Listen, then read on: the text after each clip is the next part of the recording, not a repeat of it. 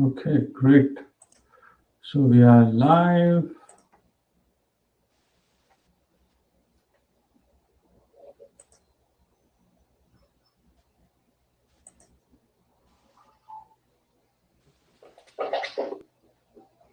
Okay. Good morning, early birds, I should say. Welcome to the Early Birds Weekly Explorer webinar. My name is Chris Poria. This webinar series is run by Early Birds team to promote disruptive leaders, especially innovators, mostly focused on startups and scale-ups who have a minimum viable product or a mature product. Today we have an Australian startup or scale-up, I would say, called WorldStack with us. Dan Holman is the CEO and co-founder of WorldStack. He is an Australian cybersecurity. His company is Australian cybersecurity company that specializes in open source intelligence. Dan is a digital footprint expert and cybersecurity consultant with 15 years of experience providing security and intelligence consulting and services for public and private sector clients. Dan holds a degree in computer science, has also completed certifications in software engineering, security engineering, systems analysis, security operations, and personnel security vetting. Dan is passionate about using open source information to help protect organizations and individuals, particularly the vulnerables. WorldStack's open source intelligence solution automate the collection and analysis of data from the surface, deep as well as dark web to generate actionable intelligence that is used in data breach detection, security monitoring, pre-employment screening, as well as fraud detection. Attendees, please share your questions through the chat box. In the meantime, if you have any questions, otherwise you can request to speak once we are open for questions.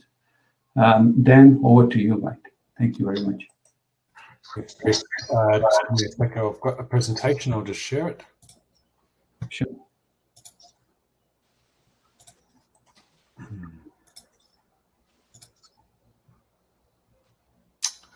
Okay. Good morning, everyone. It's quite early here where we are. I hope you're having a good morning. Hi, I'm Dan, CEO and co-founder of WorldStack. WorldStack is an Australian cybersecurity company founded in 2014 that specializes in solutions that turn publicly available data into actionable intelligence. Today, I want to talk to you about a platform that can help you reduce the time to detect and respond to data breaches that get past your internal security controls.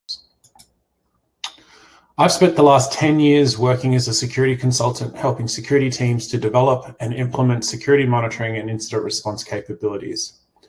Something I noticed while working with these teams was that most of the effort was spent trying to prevent a security incident. Where there was effort put into proactive monitoring, the focus was on internal networks and systems. None of the teams had any kind of monitoring in place to detect a data breach outside their organization. From my experience working with clients who have been devastated by security incidents, it's a question of when, not if, your defenses will fail. It could be a trusted insider with intimate knowledge of your internal security controls, or it could be a third-party supplier that hasn't invested as much into their security controls. At some point, an attacker will find a way in, bypass your security controls, and figure out how to get the data out.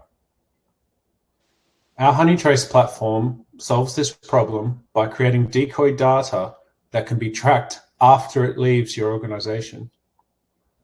As a last line of defense, HoneyTrace helps you detect and respond to these incidents sooner, minimizing the damage to your organization and giving you greater control over your response. Existing products like Think's Canary only partially solve this problem.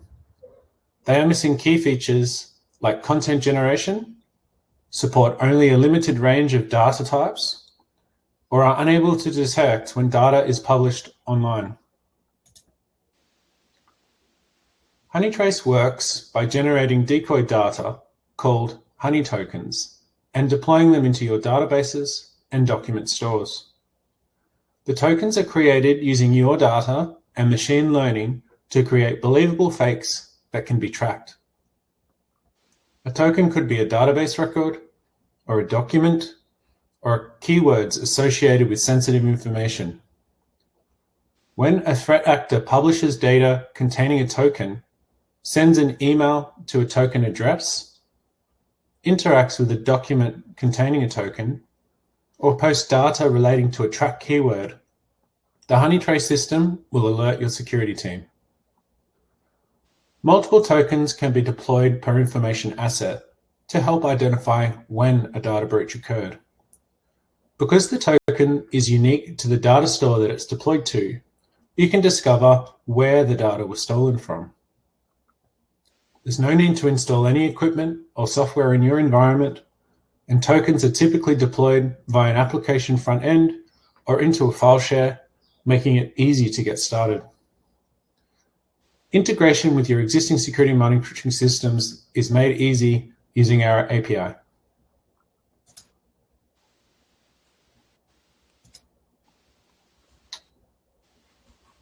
Next, I'll talk about some of the usage scenarios for the Honeytrace system. In the first scenario, we're looking at a database which has been dumped online.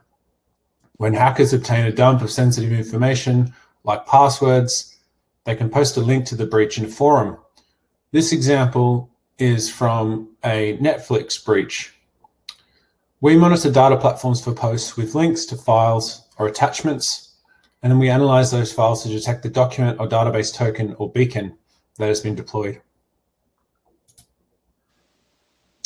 The second scenario is one that most of you will be familiar with.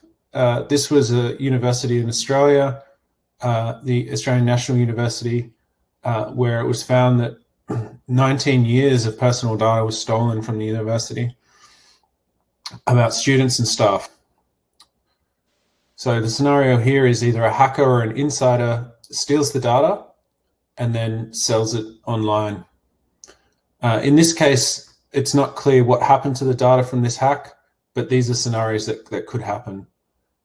In this case, we would detect the database token in the sample data that's in the marketplace listing. So often the hackers will list the data, but they'll provide a sample. So if they're on the dark web and they're on a marketplace, they'll list the data and say, you know, this data is from this organization, and here's 50 rows to prove that we have it. So that's one way we can find it. And then if you think about further down that process, if the data is sold and someone buys it, generally they're looking to monetize that data. So they will do things like sell it to a criminal group who will then use it to generate phishing emails. And then we've got a second way to catch them where we're monitoring the email address of one of those or one or more of those records in that data dump, so that when the email is sent to that record, which that should never receive emails, and we're monitoring that email address, that will generate an alert as well. So you've got two ways to pick it up with Honeytrace. Of course, this is after it's already left your organization. It's bypassed all your security controls. And ANU is an organization that's invested significantly into cybersecurity, not as much as others, but in this case, the hackers were able to bypass all of their security controls. The third scenario Honeytrace can be used is in the document leaking online. So in this case, this is a dump of Intel data. It's relating to the design of a new product. It's unclear whether it was a hacker or an insider, but someone with access to that information took the information and dumped it online, which included specifications, designs, and things like of that nature, IP sensitive that wasn't to be put in the public space. In this case, if they had have had a honey token along in that data, in that design folder, we would have picked up the token when it was published online. And we would pick it up based on the file name, the size of the document, a hash of the file, keywords in the file, or potentially if you've deployed a beacon into the file as well, we can search for the beacon itself, the code for the beacon inside the file.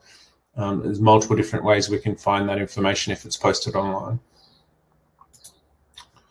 The fourth scenario we cater for is the insider threat.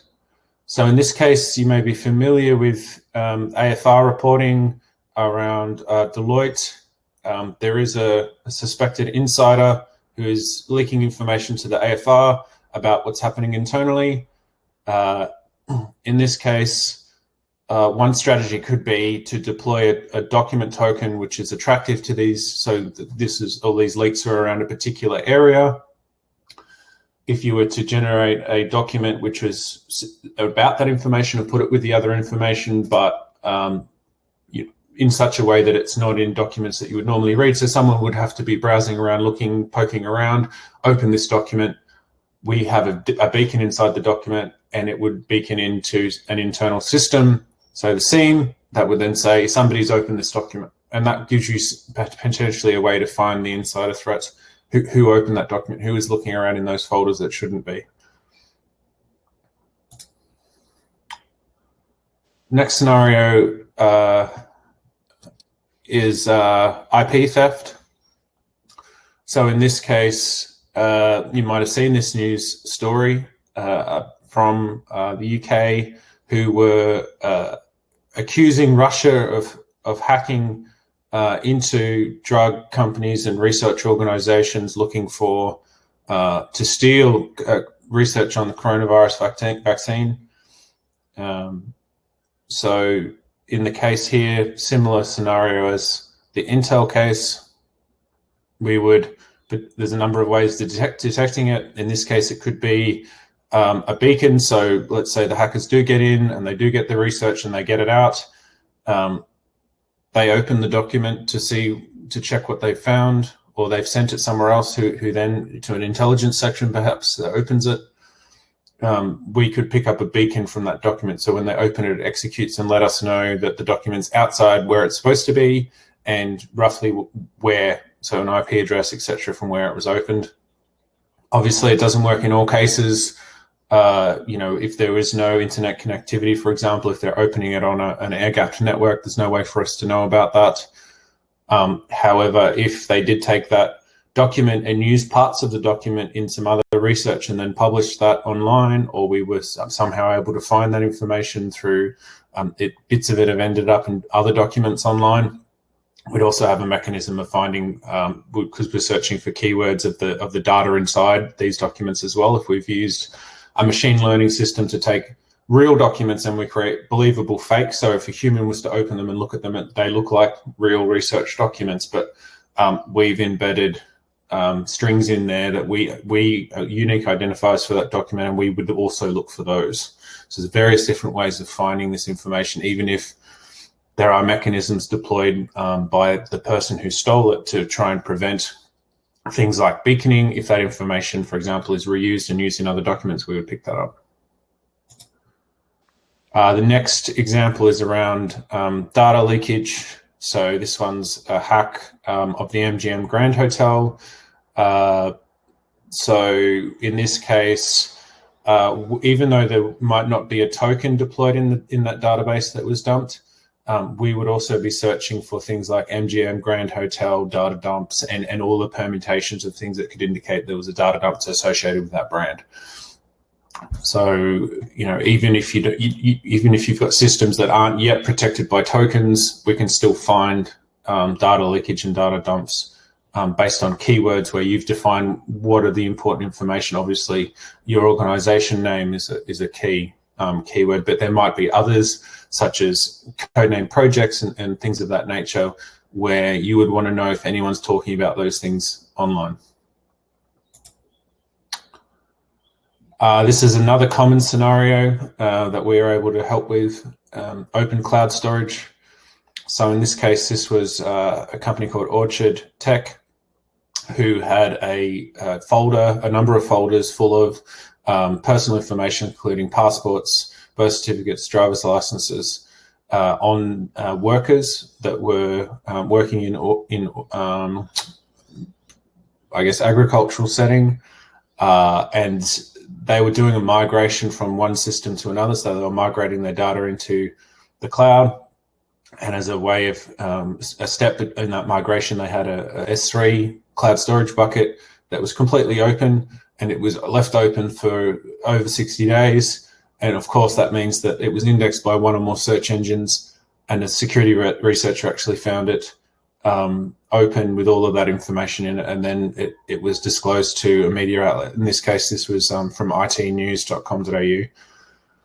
So if they had have deployed honey tokens into this bucket, we would have been able to detect that a lot faster than what they found it. I guess 60 days, we would have found it within the same day.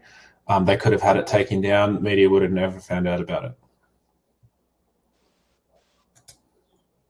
Some of our existing customers, so we're working with several large government departments, ASX 50 companies like Telstra, and universities in Australia through ARNet to improve their ability to detect and respond to data breaches. Who are we looking for? What are these customers or ideal customers that we're looking for? So there's probably three main criteria we're looking for. The first one is they have to be interested in active defense and adopting cutting edge technology. They have to have internal support to implement active defense. Now, this is important because there are organizations that understand active defense and what the connotations of it are. Obviously, when you think about the legal aspects, you have to think about things like entrapment, etc. You have to think about your policies with regard monitoring employees, these sorts of things. When you deploy tokens, will you keep it secret? How will you keep it secret? Who's going to be briefed in? Another way organizations go is to tell everyone you're using it, kind of like the stickers that you put on your house to say you're monitored by an alarm system, which you may or may not be, but it's a deterrent. And then the third item here is the budget and time to support the deployment. So plenty of people that want to do things like this, but don't necessarily have the funding or the people to help support the solution and implementing the solution. So we've got an offer here for the Early Birds Marketplace. We're saying there's a 6-month pilot with limited tokens. We can do that for less than 75,000 Australian. That includes all of the onboarding and setup of the solution to meet your needs. And we can get that up and running inside 2 weeks. So I've got some time now for some questions. Let me just minimize this so I can see the chat window and see if I can see the questions. Thank you very much, Dan. This was a great presentation. Really appreciate it. Guys, as I mentioned, please type your questions if you have any questions. In the meantime, Dan, maybe I can ask you a specific question.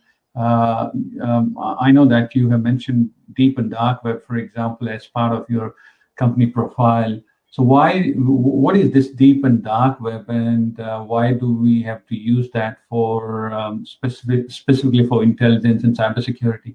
Yeah, sure. Good question, Chris. So I'll talk about the dark web first of all. And I mean, the most popular dark web is the Tor network, the onion router, it's known as. Now, the popularity of this network is the lack of attribution and the difficulty in gaining access. It's easy, so it makes it attractive for criminals to operate on. So what tends to happen is data breaches happen in, the public space. So the hackers will take down, get into your system, steal the data, get it out, but then they've got to do something with it. So there's a couple of things they could do. It depends on what their goal is. If their goal is to damage reputation, they might just publish it in a public forum like Reddit, and then a link of the data dump on Pastebin or some other public site, because they're about trying to get as much visibility as possible. Another motivation could be, okay, I've stolen this data, I want to monetize it. How do I make money from it? And one of the ways that they do that is they would post on one of the various marketplaces that are available on the dark web, and they would make a listing there with a sample set of data to prove that they've actually got the data, and they're looking to make money from selling the data. And then there's a whole supply chain and ecosystem that sits behind that, where the first hacker might just be looking to make money from the raw data that they've stolen. The next group, the criminal group's looking to make far more money by using that personal data to do things like identity fraud, extortion, etc. So that's why the dark web's important.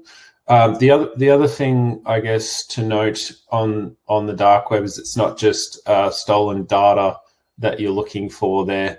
There could be employees who are talking on darknet forums about your organization, perhaps leaking information, not necessarily trying to sell it, but more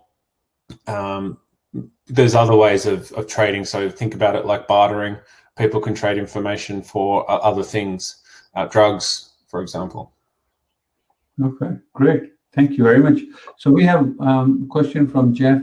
What type of human resources would an organization need to support your solution? Yeah, good question, Jeff. So typically we work with inside the security organization. So either the CISO or the deputy CISO leads the project. They then will bring in, there's two sides of the security team that generally get involved depending on the organization's goals. The security operations team is a key player, so they'll come in, usually the head of the SOC if you have one, or the head of your managed security provider, and help identify what are the key systems and key data that we want to be able to look after. The other side of the security team is the GRC and compliance team. They have their own view of what's important and the data that needs to be protected, and we work with one or both of those teams. So, but we like to engage either the CISO or the deputy CISO as a leader for the project. Great. We have another question coming from Phil, saying thanks for the presentation. I really like the product you described. Are there any limitations to the application? Of course, there are limitations with every technology. One of them that I touched on during the presentation is where we have beacons. So beacons, we help you generate the beacon, and we deploy the beacon into the document token.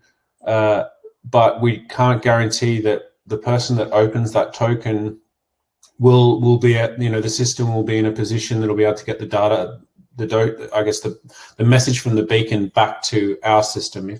If for example, when you're analyzing something, so if you've stolen some intelligence data, one of the best practices there is you would open it in a sandbox that's not connected to anything else. So you would get the data off the internet. It's not online connected anymore. You connect it to a completely air-gapped system to look at it. One of the reasons people do that is to stop things like beacons working. What I can say is that that's probably less than 1% of cases. In most cases, people aren't thinking about that. They're not thinking there's probably some sort of tracking device in here. It works in a similar fashion to how you would put the banks, when they have the money, they put the little paint things in there and tracking devices. So if someone was to steal it, they've got either a way of tracking it, or if the tracker gets disabled, they destroy the money, so it's useless. We don't have the ability to destroy the money, but we do have the ability to track it. And in most cases, when you think about that same context, criminals don't think to disable the tracker. Some of them do. They're usually very sophisticated and they're well-organized groups.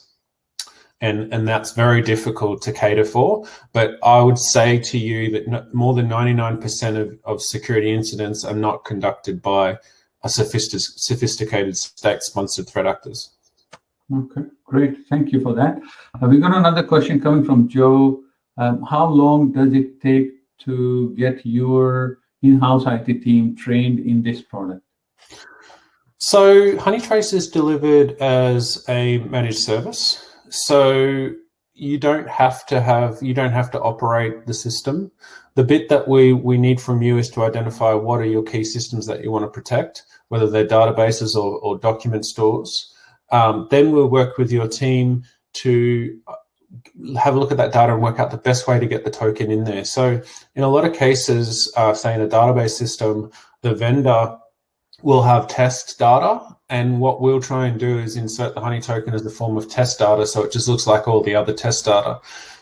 In systems that have heavy regulatory control, or where even the adjustment of one record would cause a problem in terms of upstream or downstream processing, then what we can look to do is use a real record, one of the records that is in the system, as the token itself. So we might not be able to generate a honey token as such, but we'll have to use a real piece of data that's already in there, and it's unlikely to be changed, so we can use that as a way to track. However, what we found is that's it. Once again, that's the exception, but we have run into that particular issue before, and that's how we've worked around that. So other than that, once the tokens are deployed, all of the monitoring and alerting's automated. So we do all of the monitoring, the alerting.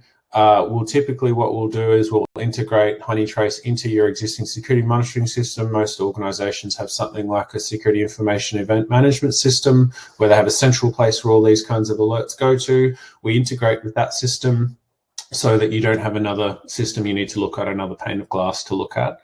And then after that, really, the time is around deploying new tokens. So part of the workshopping when we put in the solutions to understand not only what systems you want to deploy into and how we do that, but also how often do you want to deploy a token into that system.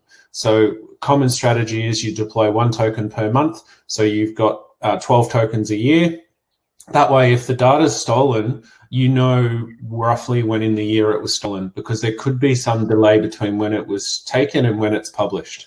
And by having multiple tokens, you can get a sense for when was this data stolen. So you can go back on a timeline and work out when might they have got in, and find evidence around that. That can help you find out the source of the breach.